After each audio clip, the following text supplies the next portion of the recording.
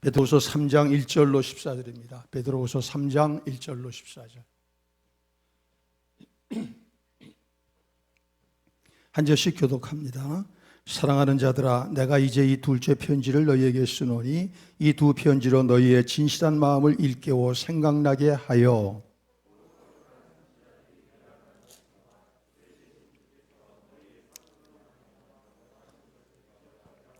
먼저 이것을 알지니 말세에 조롱하는 자들이 와서 자기의 정욕을 따라 행하며 조롱하여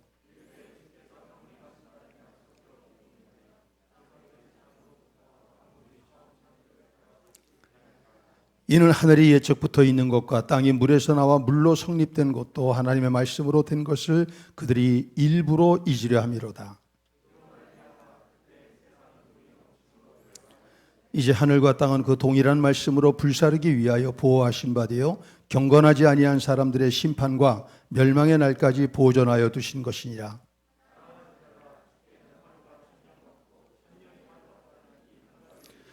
주의 약속은 어떤 이들의 더디다고 생각하는 것 같이 더딘 것이 아니라 오직 주께서는 너희를 대하여 오래 참으사 아무도 멸망하지 아니하고 다 회개하기에 이르기를 원하시느니라.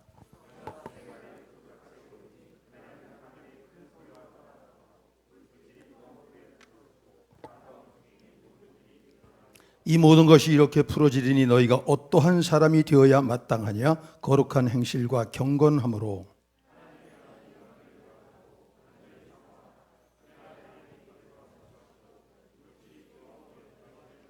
우리는 그의 약속대로 의가 있는 곳인 새하늘과 새 땅을 바라보도다.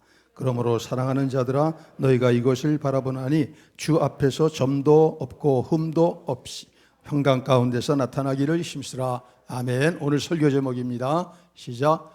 어떠한 사람이, 거기다 내가 한번 해봅시다. 시작. 내가 어떠한 사람이 되어야 마땅할까? 우리가 해봅시다. 우리가 어떠한 사람이 되어야 마땅할까? 예. 개역한글 성경에는 어떠한 사람이 되어야 마땅하뇨 그랬어요. 요새 이제 이 코로나 때 목사님들이 어떤 설교를 하시나 그래가지고 이제 이것저것 뒤져봤습니다. 신문도 보고 이렇게 이제 그 교계 신문 같은 데 보면은 목사님들 설교하는 것들이 이렇게 나오거든요. 제목.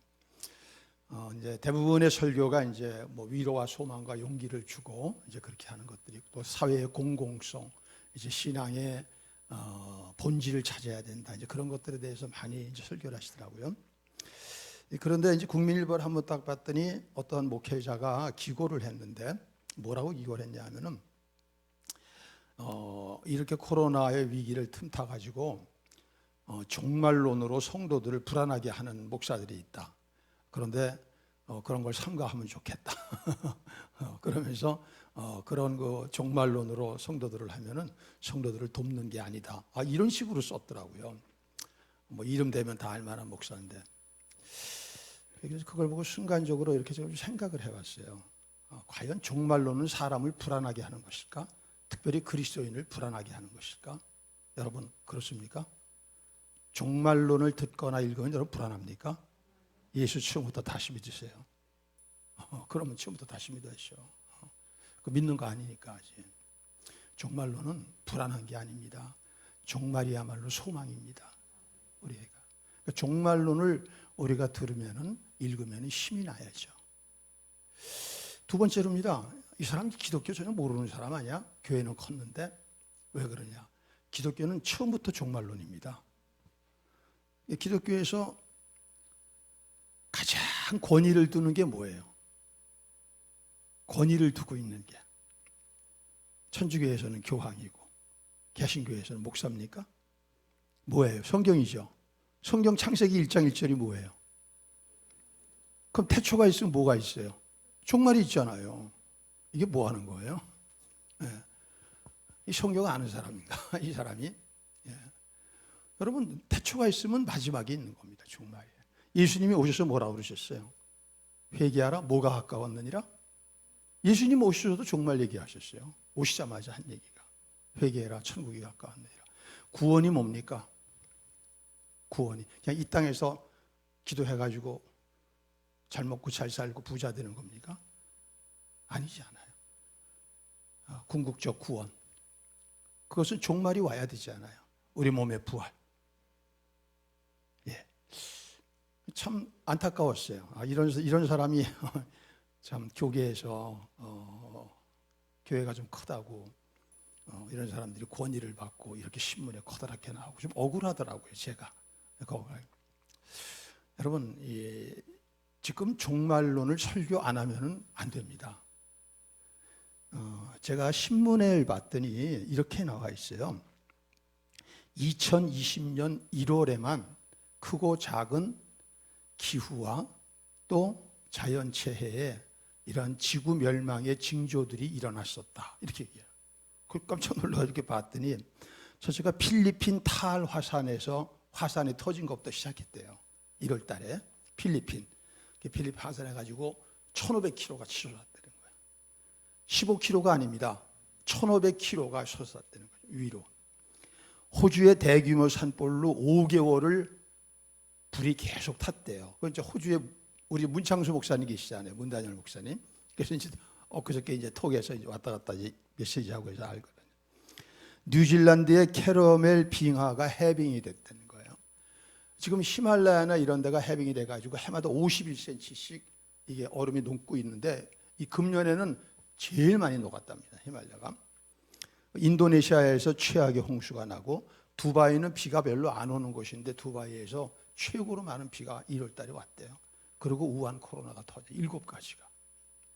여러분, 이 모든 것들을 제정신 있는 사람 같으면 뭐로 봐야 돼요? 마태복음 24장의 종말의 징조를 볼 줄 알아야죠. 이럴 때일수록 종말을 설교해야죠. 단 올바른 종말론을 설교해야죠. 예, 그 뭐 겁박해가지고 뭐 위협해가지고 무슨 뭐 666표 왔다 뭐 이제 그런 얘기 말고. 그래서 오늘 종말론에 대해서 설교를 합니다. 오늘 건전한 종말론에 대해서 설교하니까 너무 눈 크게 뜨지 마시고 그렇게 하시기 바랍니다. 이 베드로후서는 이제 베드로 사도가 기록한 하나의 말씀이죠. 로마에서 소아시아에 흩어져 있는 그러한 예수 믿는 사람들, 이 사람들, 특별히 이방 사람들도 많이 섞여 있는 그러한 교회들을 보면서 그들이 당하는 어려움이 참 이 목회자가 볼 때 안타까운 거예요. 예. 왜 이들은 이렇게 어렵냐 하면은 이들은 사실 예수님이 금방 재림하실 줄 알았어요. 그래서 사도들에 의해 가지고서 이제 교회가 세워지고 이러한 그 사도들이 이제 나이를 먹어가면서 이렇게 되는 시대 속에서 잘 열심히 믿다가 이제 사도들은 또 떠나서 또 다른 쪽으로 가고 이렇게 이제 목회를 하는 그런 과정 속에서 자꾸만 예수님 너무 늦으시는 거 아니야? 그런데 우리 삶에 너무나도 힘들어.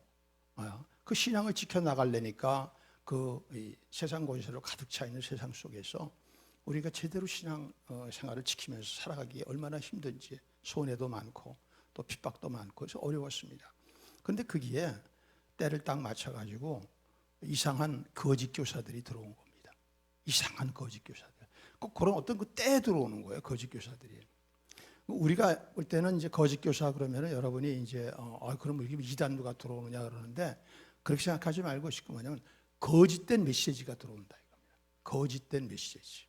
정통적인 메시지가 아닌 거짓된 메시지. 지금처럼 이렇게 많이 SNS나 또 이렇게 유튜브를 통해 가지고 설교가 뭐 무작위적으로 막 나오잖아요. 그럼 그 중에서 다 귀에 들어오는 설교가 있단 말이에요. 근데 그런 설교가 신앙이 흔들리는 사람에게는 굉장히 위험한 거예요. 왜? 어떤 게 귀에 싹 들어오거든요. 그러면 그 다음부터 계속 그 길을 갖다가 듣고 그분의 신앙 가지고 있는 이제 그런 신학 이런 걸 접하게 되면서 많다고 들어가는데 이제까지 자기가 구원받고 해왔던 신앙과는 많이 틀려진 부분이 나오는 거예요. 그러면서 이제 문제가 일어나는 것입니다. 어떻게 보면 지금이 그런 시대요. 앞으로는 그런 시대가 더 많이 그렇게 펼쳐지리라고 생각을 합니다. 이들은 뭐라고 얘기하느냐 하면은 야, 너희들 아직도 그 예수님이 재림하시고 심판하시고 그런 거 믿냐? 야, 이거 한참 기다렸는데 안 오셨잖아. 이렇게 슬쩍 건드립니다. 여러분, 흔들리는 사람한테는 건드리는 게 굉장히 이게 무서운 것입니다. 서 있을 때는 그런 게 얘기하면 콧방구도 안 끼고 들어오지도 않는데 내가 신앙이 흔들릴 때는 그것이 확 나를 그런가? 말로는 이러면서도 그런가? 이렇게 되는 거예요. 그러면서 뭐라고 얘기하느냐? 저 세상 봐봐. 그대로 산이 있고 그대로 별이 있고 그대로 바다가 있고 그대로 똑같지 않아. 하나도 변한 거 없잖아. 이렇게 해가지고 이 교인들의 마음을 흔들어 놓다 보니까 그쪽에 자꾸 메시지를 듣다 보고 그러더니 뭐라고 얘기하느냐?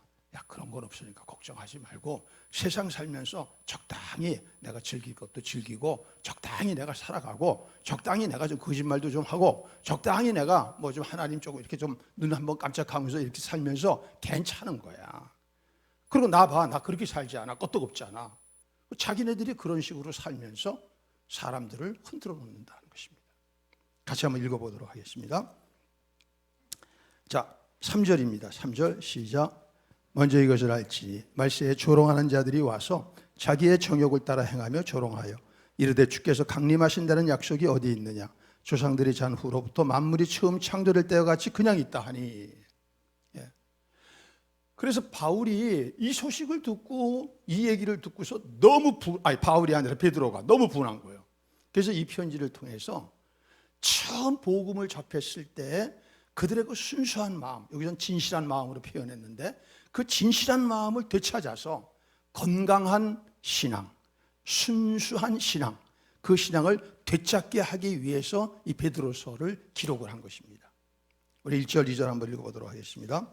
사랑하는 자들아, 내가 이제 이 둘째 편지를 너희에게 쓰노니 이 두 편지로 너희의 진실한 마음을 일깨워 생각나게 해. 진실한 마음. 이건 뭐냐 하면은 비진리에 오염되지 않은 순결한 마음. 이것을 일깨워서 처음 들었던 복음을 생각해서 처음의 믿음과 처음의 신앙을 회복하게 하려고 합니다. 그럼 왜 이게 이렇게 중요하냐 하면요, 아무리 설교를 여러분이 들으셔도요, 여러분 마음 상태가 진실한 마음이 되어 있지 않고 더럽혀진 마음에는 안 들어가게 돼 있어요. 그러니까 진실한 마음이 진실한 하나님의 말씀과 딱 스파크가 될 때 이때 인카운터링이 일어나는 거예요. 그래서 예수님께서 첫 번째 설교가 뭐냐 하면은 마태복음 13장에서 천국 비유 설교할 때 첫 번째가 뭘 설교했어요? 누룩 설교 그런 거 한 게 아니에요. 뭘 설교했어요? 옥토 설교했잖아요. 김성원 집사님, 옥토 문화사. 옥토 설교 거기서 나온 거라고요. 제일 처음에 그 얘기부터 하시고 천국을 얘기하신 거예요. 그러니까 이 마음을 우리는 다른 거는 걱정할 필요 없어요. 우리가 우리 마음을 이걸 걱정해야 돼요. 이게 변질되고 이게 더럽혀지고 이게 높아지고 이런 사람은 100날을 들어도 안 되고 10,000번을 들어도 100,000번을 들어도 안 변하는 거예요. 그래서 이 편지를 기록했다. 이 베드로전서 후서를 기록해서 보냈다 하는 것입니다. 할렐루야. 진실한 마음을 회복하길 바랍니다. 진실한 마음은 영어 성경에 pure mind라고 그래서 순결한, 깨끗한, 오염되지 않은 그 마음. 이게 이제 좋은 땅이죠, 옥토. 그럼 여기에는 말씀이 30배, 60배, 100배라고 그러잖아요. 그 여러분 그런 겁니다. 야, 참 내 마음 왜 이럴 거야? 말씀을 들어도 그렇고 심드렁하고 기도도 안 되고 간절함도 안 되고 성경 읽고 싶지도 않고. 그러니까 자연히 어떻게 해요? 자연히 어떻게 해요? 세상적인 문화로 들어가는 거예요. 자연히 들어가는 거예요. 가만히 있지 못해. 그 가만히 있는 시간에 세상적인 문화로 쑥 들어가는 거죠. 그럼 더 더럽혀지죠. 더 더럽혀지죠. 이러다 보니까 신앙 자체가 흔들릴 정도가 돼버렸다 이거예요. 이 사람들이. 자, 이제 베드로 사도는 뭐라고 얘기를 하느냐? 얘들아, 그 말 듣지 마라. 재림과 심판, 예수님의 재림과 심판은 확실한 것이다. 이걸 다시금 기억시켜 주는 것입니다. 왜 그러느냐? 자, 저들 봐. 저들 말을 가만히 들어보면 어폐가 있잖아. 거짓 교사들도 천지창조를 믿을까요, 안 믿을까요? 믿죠. 믿으니까 이게 시작이 되는 거죠. 노아 홍수 믿을까요, 안 믿을까요? 믿죠. 그런데 재림과 종말은 안 믿는 거예요. 심판도 안 믿는 거예요. 그러면 그 두 가지가 다 성경에서 하나님의 말씀이에요? 일부만 하나님의 말씀이에요? 그러면 이건 무슨 말이냐면 선별해서 믿는다는 것이죠. 선별해서. 왜 그래요? 내 삶을 정당화시키고 합법화시키고 이거를 갖다가 변명하고 이거를 갖다가 거짓으로 가리기 위한 논리로 그런다는 것입니다. 여러분 조심하셔야 돼요. 자기 마음에 속으시면 안 돼. 자기 마음이 기준이 되는 신앙, 이게 지금 문제 아닙니까? 우리가 CRP 하는 게 뭐예요? 기준이 바뀌었으니까 그 기준을 다시 하나님 말씀으로 되돌리는 거 아니에요. 그게 다 자기 마음이 주인이 되어버렸으니까. 성경도 난도질하면서 받으니까 그렇게 되어버렸다는 것입니다. 그러니까 그들은 왜 그렇게 얘기할까? 일부러 잊어서 자기의 정욕대로 사는 삶을 합법화시키고 정당화시키려고 그런다 이거예요. 속지 말라 이거예요. 그거예요. 여러분 속지 마세요. 무천년주의자들이 있어요. 무천년주의자는 천년왕국이 없다고 하는 것이죠. 그리고 또 이런 사람들이 대개 지지하는 것이 뭐냐면은 그 환란전 휴거설입니다. 다 그런 거 믿고. 그런데 대개 이런 것이 어떤 때 일어나면 잘 먹고 잘 살 때 일어나요. 이 세상이 너무 좋을 때. 그 다음에 가난하고 힘들고 어렵게 사는 사람들이 무천년주의를 갖고 있고 또 환란 통과하고 그런 생각하는 사람 하나도 없어요. 신학이라는 거 그때그때 바뀌는 거예요. 성경에서 얘기하는 것은 성도도 환란을 통과한다는 것입니다. 여러분 준비하셔야 돼요. 환란을 우리가 멈춰 쓰는 거 아니에요. 코로나도 지금 똑같이 당하죠. 똑같이 당하지 않아요. 환란도 당하는 것입니다. 그래서 이 베드로 사도는 분명히 종말이 있다. 그리고 그 종말은 뭐냐? 물로 심판을 했지만 이제는 불로 심판을 하는 것이다. 그래서 이 종말에 있어지 심판에 대해서 자세히, 아마 성경에서 제일 자세히 그거에 대해서 얘기하는 것이 아마 이 베드로후서 3장이 아닐까 싶어요. 그럼 이게 뭐냐? 이렇게 얘기를 합니다. 10절 한번 읽어보겠습니다. 시작. 주의 날이 도둑같이 오리니 그날에는 하늘이 큰 소리로 떠나. 하늘이 큰 소리로 떠난다. 그러니까 이 큰 소리로 떠난다는 건 하여튼 전 우주적인 변동이 일어난다고 하는 것이죠. 우주적인 변동. 물질이 뜨거운 불에 풀어진다. 이 물질이라는 말을 뭐 여러 가지로 해석을 할 수 있어요. 뭐 어떤 사람은 이게 원소다. 어떤 물질을 이루고 있는 그 사물을 이루고 있는 가장 기본적인 그 단위가 원소 아니에요. 원소, 원자, 원소. 이것이 이제 뭐 풀어진다 이렇게 얘기하는데 이 문맥으로 봐서는 뭐냐 하면은 이 전 우주에 보이는 하늘과 달과 별들 이 모든 눈에 보이는 것들 이것들이 다 녹아버린다 이거예요. 그러니까 지구만 그렇게 되는 것이 아닙니다, 여러분. 눈에 보이는 모든 것이 다 녹아져 버려요. 그게 마지막 주님 오실 때 불로 심판을 한다고 하는 것입니다. 지구만이 아닙니다. 눈에 보이는 모든 것이. 그래서 어떻게 돼요? 신천 신지라는 게 그거 아니에요. 신천 신지. 야, 어마어마하지 않겠어요? 생각을 해보세요. 생각을 해보시라고. 그 다음 뭐냐? 땅과 그 중에 있는 모든 일이 드러나리로다. 땅과 그 중에 있는 모든 일이. 네. 그러니까 이 모든 것이 다 뒤집어 엎어지면서 그 안에 있는 모든 것들이 다 멸망을 하게 되는, 그러니까 없어지는, 이제 이렇게 없어지고 변하는 거죠. 변하는 건데 새롭게. 여러분 그 로마의 보면은 폼페이라고 하는 도시가 망하죠. 베스비우스 화산에. 사실 그것을 하나의 전승으로 듣고 그거에 대한 실제적인 증거가 없어서 그것도 하나의 뭐 들려오던 그런 전승인가 아니면 설한가 그렇게 얘기했답니다.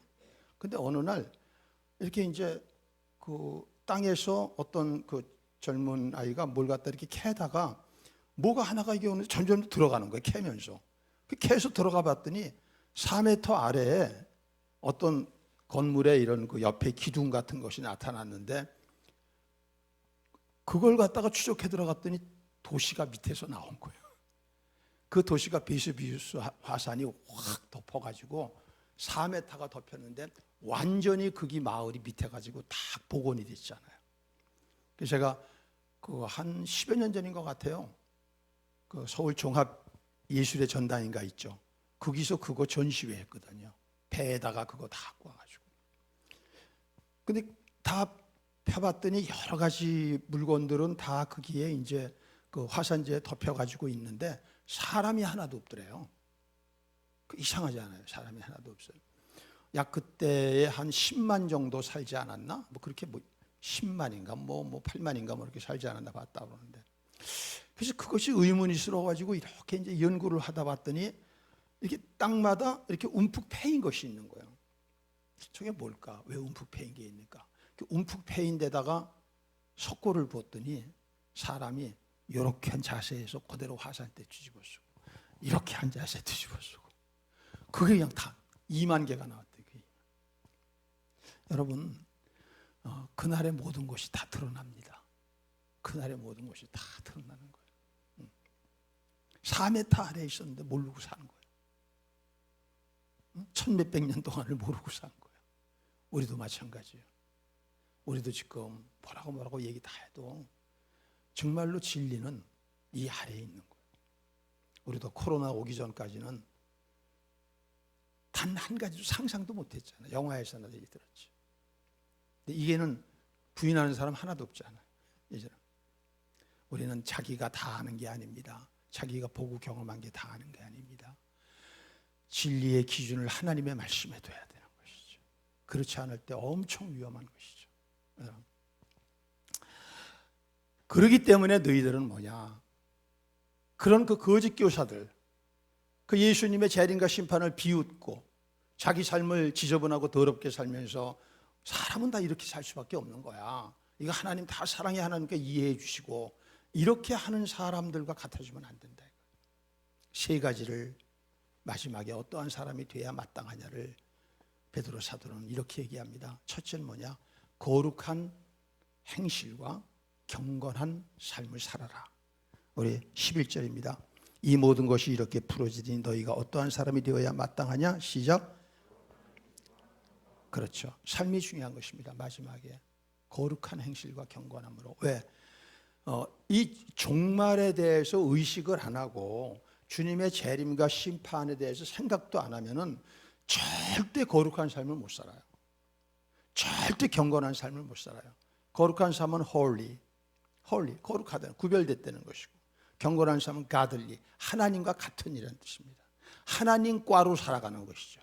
이게 안 되게 돼 있어요. 아무리 이렇게 살라고 해도 안 된다니까요. 그 종말을 의식해야지만 그렇게 살게 되는 거예요. 그 지구 멸망 12시간이라고 하는 영화가 있었어요. 지구 멸망 12시간.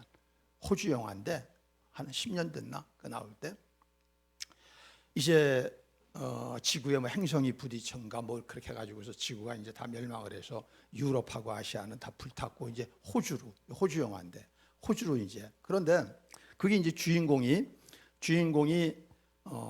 이제 그렇게 되니까 주위 사람들을 보니까 12시간밖에 안 남았다니까. 이제 지구가 이제 마지막 다 멸망당하네. 그러니까 사람들이 어떻게 살아갈까요? 우선 다 충격을 받고 멘붕을 받죠.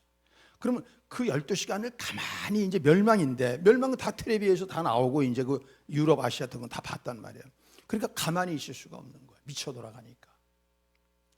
그러니까 이 사람들이 어떻게 하냐면은 일부 사람들은 자기 마음대로 가가지고서는 약탈을 하고 방화를 하고 살인을 하고 그렇게 함으로써 그 공포를 이겨나가려고 해요. 어떤 사람들은 막 술, 마약 또 올바르지 못한 그런 막 성적인 타락 해가지고 막 그렇게 집단으로 모여가지고 다 그렇게 살아요. 그런데 이 주인공도 자기도 견딜 수가 없으니까 그런 무리들 가운데 끼려고 그러다가 이제 이렇게 어떤 계기가 돼서 어떤 소녀를 구해주면서 마음이 변하기 시작해. 그러고서는 어머니를 찾아가서 어머니하고 이제 이별을 해. 그러고서는 그때 가서 내가 마지막 이제 얼마 안 남았다. 어떻게 생각하냐 할 때 자기가 버리고 온 여자를 찾아가서 임신한 그 자기 아내에게 용서를 구하고 그 아내와 더불어서 포옹하고 마지막 불이 다 오는 것을 다 바라보면서 아름답다, 뷰티풀 그렇게 하고 죽어요. 뭘 얘기하느냐 하면은 세상이 다 미쳐 돌아갈 때도 다르게 살아가는 사람이 있다는 거예요. 구별되게 살아가는 사람이 있다 이거예요. 그리스도인은 그렇게 살아야 된다 이것이죠. 여러분 세상 자꾸만 닮아가지 마세요. 세상하고 적당히 섞여 살면서 그걸 정당화하려고 그러지 마세요. 요새 교회도 잘 안 나오고 성도들끼리 잘 못 보고 그러니까 위험합니다. 이럴 때일수록 정신 차려야 됩니다. 예. 왜 그러냐면 성경 보세요. 에녹이라고 한 사람이 죽음을 보지 않고 하나님께 의해서 들림받죠. 창세기에 보면은 그 에녹이 왜 그랬어요? 아들을 낳죠. 아들을 낳고 이름을 뭐라고 그랬어요? 무두셀라. 무두가 셀라. 무두셀라네요. 그 무두셀라가 뭐예요? 그가 죽으면 심판이 온다는 뜻. 그러니까 심판을 생각했더니 65년 동안은 집멋대로 살았어. 그 사람도. 그다 아들 낳고 나서 딱 300년 동안을 정신 차리고 살아. 그 죽음을 보지 않고 하나님과 동행했다고 했잖아요. 다니엘 왜 이렇게 살았을까? 이름이 하나님은 나의 심판자야. 다시 말하면은 정말 의식이 없는 사람, 재림과 심판이 없는 사람은 아무리 거룩한 삶을 살려도 안 된다는 거예요. 아무리 경건한 삶을 살아도 안 된다는 거예요.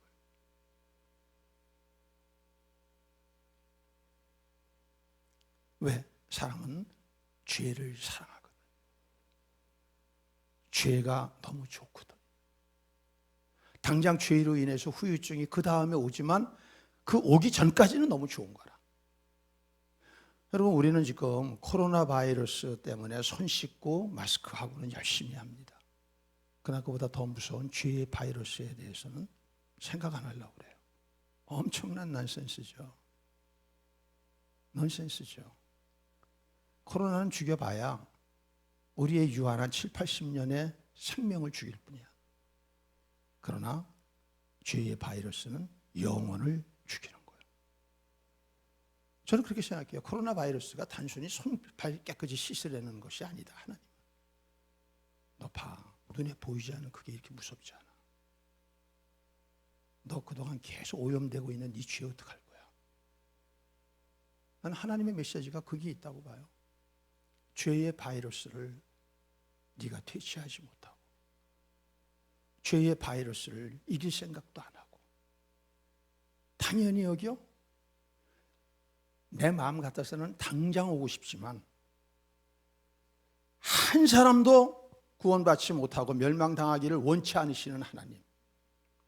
그래서 또 한 번의 기회로 세상이 악하게 가는 것을 늦춰주시는 거예요.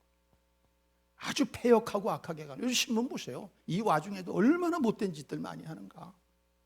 더럽고 이 말로 옮길 수도 없는 죄들 아니에요. 요새 죄의 질이 얼마나 나빠지고 비인간화되고 무섭습니까? 저는 여러분, 코로나 바이러스도 조심하셔야 되지만 죄의 바이러스를 더 조심합시다. 죄의 바이러스는 예수 그리스도의 십자가 보혈밖에는 치료제가 없어. 예수 그리스도의 십자가만이 치료제야. 그러면 어떻게 해야 돼요? 우리가 또 십자가 꼭 붙들고 십자가 안에서 나의 정과 욕심을 못 받고 이 거룩한 행실, 경건함으로 우리가 삶을 바꿔가야 되지 않겠어요? 거룩에 대한 건 하루도 생각 안 하고 산다. 순간도 생각 안 하고 산다. 어떻게 거룩해요? 더군다나 옛날에는 이렇게 소그룹에서 샘에서 이렇게 모이기도 했어. 모이면서 서로가 뭐예요? 세상에 대한 더러움을 서로가 조금씩 견지해 주는 거죠. 이제 나 혼자야. 어디 가서 무슨 짓을 하고 어떻게 사는지 몰라. 그 많은 시간들을. 죄의 바이러스가 들어가서 그걸 다 잡아먹고 있는데도, 영혼이 다 망가지는데도 이렇게 살면 안 된다는 것이죠. 자, 두 번째입니다. 두 번째 어떻게 해야 될까? 12절입니다. 하나님의 날에 임하기를 바라보고 간절히 사모하라. 재림을 사모해야 되는 것입니다. 왜 재림을 사모해요? 왜 재림을 사모해요? 그 날은 우리에게는 어떤 날이에요? 재림의 날은 The Day. 유일한 가장 우리가 기다리는 날이 그 날이야. 그날은 영광의 날이야. 승리의 트럼펫이 들리는 날이야. 그날은 이 지긋지긋한 세상의 권세와 싸우고, 그리고 죄와 싸우고, 육신과 싸우고, 그리고 이 썩어질 것과 싸우고, 이 모든 것이 끝나는 날이야. 그러니까 그날을 사모해야죠. 여기서 앉아서 어휴, 오늘 무사히 살아났다. 어휴, 이번 달 월급 들어왔다. 아이고, 야, 다른 자영업자들은 죽는데 우리 집은 영업이 제대로 돼서 좋다. 이렇게 생각하면 안 되는 것이죠. 더 본질적이고 더 궁극적인 것으로 우리가 살아가자. 그날을 사모하며 사는 것이 우리의 힘입니다. 그날을 사모하지 않으면 이 시간을 거룩하고 경건함으로 견뎌낼 재간이 없는 거예요. 너무 힘들고 지루하고 답답하고. 그러므로 그날을 사모하고 그날을 기다리고 그날이 나의 최고의 날이라는 것을 정말 확신해야죠. 그러고서 그날을 기다리고 기도해야 되는 것입니다. 사랑하는 성도 여러분, 세상살이 힘들어서 지쳤어요. 그래서 이제는 신앙생활 할 것도 다 지치고 예배드릴 것도 지치고 기도할 것도 지치고, 그거는 속는 거예요. 세상살이에 우리가 10%렉도 20%렉도 조금 더디해도 괜찮아요. 조금 손해봐도 괜찮다는 얘기입니다. 왜 그러느냐? 그 10% 20%는 손해봐야 우리에게 치명적은 안 돼. 그렇잖아요? 100에서 10, 20이 없다고 우리가 굶어 죽고 망하고 그러진 않아.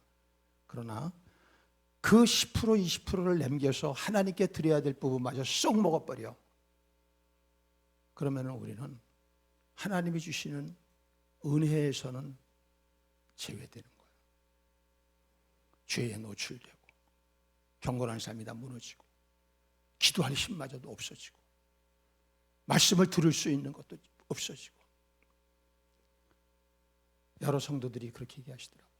내 신앙이 잘못되고 무너졌다는 건 아는데 와서 이렇게 앉아있을 때 듣긴 듣는데 들어오질 않는데, 이게 뭐냐면 이 말씀을 들어서 그 말씀이 내 안에 들어오는 것 자체가요, 이게 굉장한 힘입니다. 영적으로 건강하지. 아까 얘기하잖아요. 진실한 마음이 이게 일깨워지지 않으면 안 된다는 게 그 얘기거든요. 이게 더럽혀진 마음은 아무리 말씀이 들어와도, 이게 어떤 말씀이나 들어와야 조금 듣냐 하면요, 아주 그냥 극단적인 말씀이 들어와야 되는 거야. 그러니까 목사님들 설교가 막 세고 점점 세지는 게 일부는 그렇지 않아요. 점점. 그래서 뭐 극보수, 막 그냥 극우, 막 그런 성향. 그래서 그러는 거예요. 그런데 가야 조금 설교가 뭐 들어온 것 같고 좀 마음이 흔들리는 것 같고 이렇게 되는 거죠. 벌써 굉장히 위험한 것입니다. 그게 말씀이에요. 건강하지 못해서 그러는 것이죠. 기도를 하려고 그러는데 기도하면 머리가 하얗대. 저는 이해해요. 저도 그런 걸 경험해 봤거든요. 그동안 신앙생활에서 2번 경험했어요. 그래서 여러분, 내가 말입니다, 우선 제일 처음에 이제 내 영적 상태가 그렇게 되는 사람들은요, 그게 우선 제일 첫 번째 점검해야 되는 게 내가 혹시 과로하고 있는 건 아닌가. 세상 것에 너무 내가 치여가지고서 몸과 마음이 지치지 않았는가. 이거 점검하셔야 돼요. 왜냐하면 영적이라는 것은 따로 있고 육적이라는 게 따로 있는 게 아니라 영과 혼과 몸은 사람이 분리할 수 없는 하나거든요. 그래서 엘리야 보세요. 너무 지치니까 결국 나중에 그렇게 영적으로 탈진해 버려가지고 엉망돼 버리잖아요. 제일 처음에 그거를 확인해 봐야 되는 거예요. 그래서 너무 세상살이에 지치고 과로하고 그 돈 조금 더 벌려고 그렇게 하다가 내가 잊어버리는 거 많으면은 심각하게 생각하고 구조를 고쳐야 되는 거예요. 되게 그렇잖아요. 그런 사람들이 뭐 자영업에서 매출을 많이 올리려고 하나, 아니면 직장생활에서 인정받아가지고 내가 이렇게 좀 또 발전적으로 내가 또 승진하려고 그러고 이런 생각이 있어서 그러는 건데 조금 낮춰야 되는 거예요. 왜? 하나님께로 멀어지면 안 되거든요. 뭐가 어더라도 하나님이 나에게 주시는 은혜와는 비교할 게 없는 것이거든요. 세상에 한번 인정받아야 나 필요한 만큼 써먹고서 필요 없을 때는 싹 버려버리는데, 아주 가차없이 버려버리는데, 그러나 하나님은 안 그러시거든. 그래서 여러분, 제일 첫 번째 그거를 내가 너무 세상살이 때문에 지치게 하는 게 아닌가. 그래서 자기의 몸과 마음을 좀 하루 중에서 다시 이렇게 원상태로 복원하고자 하는 그러한 시간을 갖는 것이 중요한 것이죠. 그런데 이게 몸과 마음이 지친 사람들은 특징이 딱 뭐냐 하면은 자꾸만 자극적인 것으로 거기서 높이 들어가야 거기서 쉬워져요. 근데 이게 쉬는 것이 아니라 순간만 마약 몰핀으로 유지하는 겁니다. 그래가지고 그렇게 들어가면은 더 나빠지고 더 나빠져서 나중에 자극하다가 사건 터지는 거죠. 그러다가. 그래서 여러분, 제일 첫 번째는 그거를 체크하셔야 돼요. 젊은이들 그거 조심하셔야 돼요. 두 번째로는 뭐냐면은 내가 그 영적인 것은요, 사람들하고 격리해야지만 회복해요. 엘리야도 어떻게 했어요? 사람들 틈에 있었어요. 멀리 떠났어요. 로뎀나무 아래 멀리 가서 사람하고 격리했잖아요. 사람 만나지 마세요. 내 영적 상태가 엉망진창일 때 괜히 만나가지고서 그 거짓된 관계, 거짓된 위선된 그런 거 하면은 살아날 길이 없습니다. 딱 격리시켜야 돼요. 그러고 내가 로뎀나무 아래 올라가, 거기 들어가서 주님과 시간을 보내야 되는 것이죠.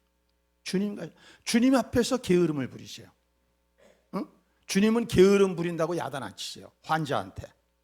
건강한 사람이 게으름 부리면 그건 야단 맞죠. 꾸중 맞죠. 그러나 나 지금 환자인데 영적으로 환자인데 세상에서 열심히 살라고 그런다? 이거 뭐 잘못된 것이죠.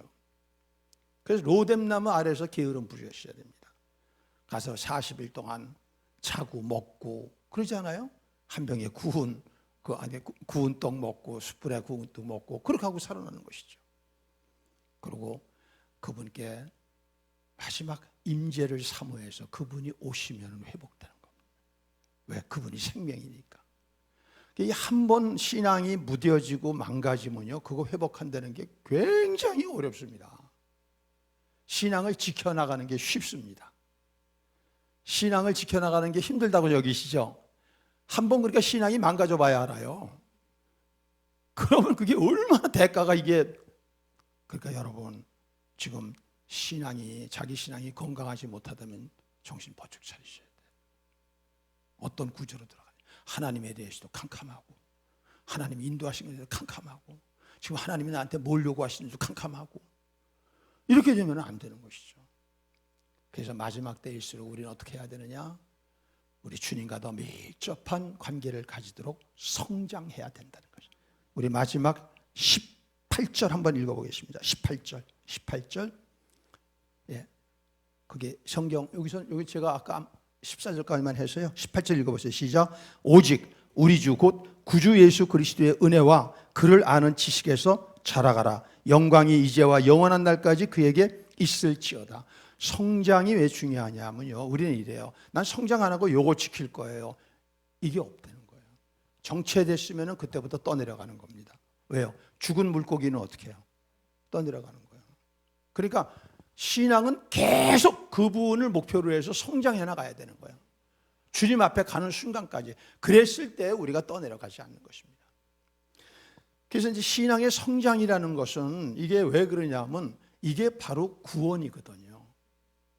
구원과 성화는, 그러니까 구원은 칭의 아니에요. 지난번 이제 우리가 공부했잖아요. 작년에. 칭의하고 성화는 같이 가는 거거든요. 칭이 되는 순간 우리가 성화로 가는 것인데, 그래서 사도 요한은 영생이 뭐라고 그랬어요? 하나님과 예수 그리스도를 아는 것이라고 그랬잖아요. 이 아는 건 관계적으로 경험적으로 살아가면서 그분에 대해서 점점 알아가는 거예요. 정상적인 부부들은 서로 부부지간에 대해서 점점 신앙생활하면서 알아가는데 거짓된 부부들은 알아가지 못하잖아.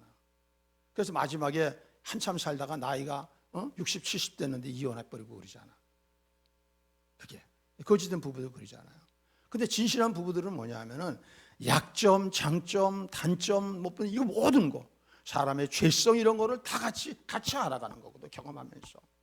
그래서 내가 나를 용서하듯이 내가 그도 용서하고 그분의 약점에 대해서 내가 울타리도 되어주고 이렇게 되면서 부부지간의 친밀한 하나가 되어져 가는 거거든. 이게 바로 신앙의 원리입니다. 그래서 에베소 5장에 보면은 가정과 교회가 똑같다는 거 아니에요. 아내와 남편의 비유를 예수 그리스도 우리라고 했잖아요. 그러니까 여러분, 신앙이 성장하지 않으면 안 되는 겁니다. 신앙을 성장해야 되는 것입니다. 근데 어떻게 성장해야 돼요? 올바른 지식. 어떤 지식? 경험과 관계적인 지식. 자, 이제 5월서부터 정상화됩니다. 이제 우리 신앙 성장에 힘쓰십시다. 신앙 성장에 인색하다는 것은 참 불행한 사람이라고 저는 생각합니다. 교회 다니는데, 집사님인데도 그렇고. 그럼 난 불쌍한 사람이라고 생각해. 그럼 저 사람 뭐로 예수 믿은 거야? 그 많은 시간을 교회에 와서 예배드리고 헌금하고 봉사하고 세상과 다 희생하고 뭐 한 거야? 그건 원통한 거야, 원통. 도대체 저 머릿속에 뭐가 들어가 있어요, 저 사람? 어떻게 이제까지 다 와가지고 이제 조금 더 가면 되는데 조금 더 가면 되는데 세상으로 다 빠져버리는 거예요. 이게 왜요? 이것 때문에 그런 거죠. 오늘 베드로 사도는 이것 때문에 오늘 베드로서를 기록해서 그 잘못된 데서 돌이키고 다시 진실한 마음으로 정상적 영적 건강을 회복하기를 바라는 것입니다. 사랑하는 성도 여러분, 한 주간 동안 힘들게 살다 오셨어요. 오늘 여러분들에게 필요한 것이 위로와 소망. 그 위로와 소망한다고 됩니까? 위로와 소망은 재림의 예수 그리스도만 주실 수 있는 겁니다. 그분이 오셔서 여러분들을 수고했다고 머리 쓰다듬어 주시고, 여러분 안아서 입 맞춰 주시고, 그리고 여러분 칭찬해 주시고, 쌓아두신 상을 베풀어 주시고, 다시는 눈물이 없고 다시는 고통이 없고 다시는 애통하는 것이 없는 그런 삶으로 우리를 인도할 것을 간절히 사모하시고, 이제 남은 얼마 안 되는 이 시간 힘을 내서 그렇지 못한 사람들을 양육하고 세우고 그리고 전하는데 우리 힘을 쏟읍시다. 병든 사람은 고치는 데 힘을 쏟으세요. 병든 거 위선 떨고 그대로 살아가지 마세요. 왜? 위험하니까. 내가 우리 교회에서 여러 사람한테 지금 들은 얘기를 하는 거예요. 안 된다는 거야. 안 된대. 와서 듣고 있지만 말씀이 안 들어온다는 거야. 이게. 기도를 하려고 그러지만 안 된다는 거야. 안 된대. 이게 영적으로 병들면 이렇게 무서운 것입니다. 우리 이거 준비합시다. 진실한 마음. 하나님, 오늘도 내 진실한 마음, pure mind, 비진리에 접속되지 않은, 어디서 주서들은 잘못된 목회자들, 잘못된 신학자들의 거짓된 그 메시지에 오염되지 말고, 처음 예수 믿었을 때 구원은 종말부터 함께 시작하는 것입니다. 종말이 없는 구원은 구원이 아닙니다. 처음서부터 구원받을 때부터 구원은 종말하고 시작되는 것이죠. 왜 그래요? 심판이 있으니까 구원받는 거 아니야. 그러니까 헛된 이상스러운 목사들 말쟁이들 그렇듯하고 그런 거 듣고 신앙생활 이상하게 변질되지 말고 처음에 가졌던 그 신앙 꽉 부여잡고 잠시 후에 오실 주님 앞에 함께 상 받기를 주의 이름으로 축복합니다. 우리 찬양 부르고 오늘 기도하겠습니다.